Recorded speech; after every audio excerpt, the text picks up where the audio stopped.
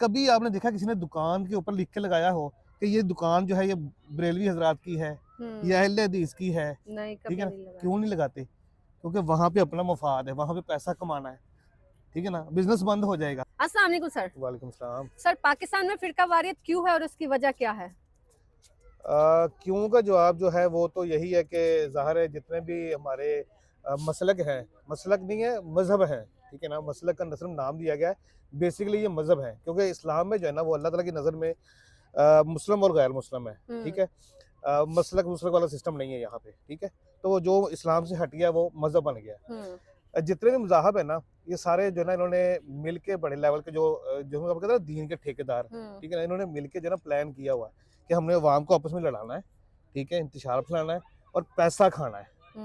ठीक है, ये कभी भी आपको एक एक, एक, एक चीज़ होती है जिसको हम कहते हैं मुनाफकत।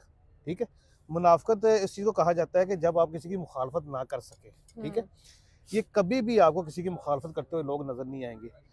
अगर आपने किसी मौलवी को बुला लिया ना, तो ये लोग जो क्राउड होगा ना वहाँ का जिन्होंने बुलाया है, ये उन्हीं की पसंद की बात करेंगे, उन्हीं की पसंद की उनको रवायतें सुनाएंगे, उन्हीं की पसंद के जो है ना बयान करेंगे ताकि पैसा ज्यादा आए।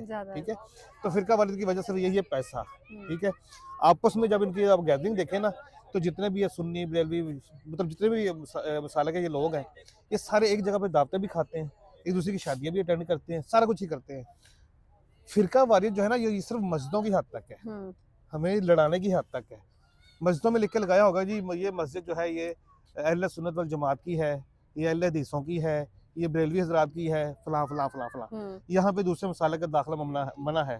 ठीक है, बाज़ औक़ात तो मौलवी जो होते हैं ना वहाँ के, वो लोगों को नमाज पढ़ते हुए जो है ना मस्जिद से निकाल भी देते हैं।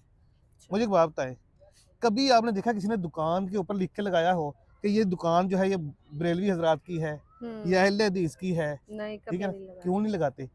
क्योंकि वहां पे अपना मफाद है, वहां पे पैसा कमाना है। ठीक है ना, बिजनेस बंद हो जाएगा।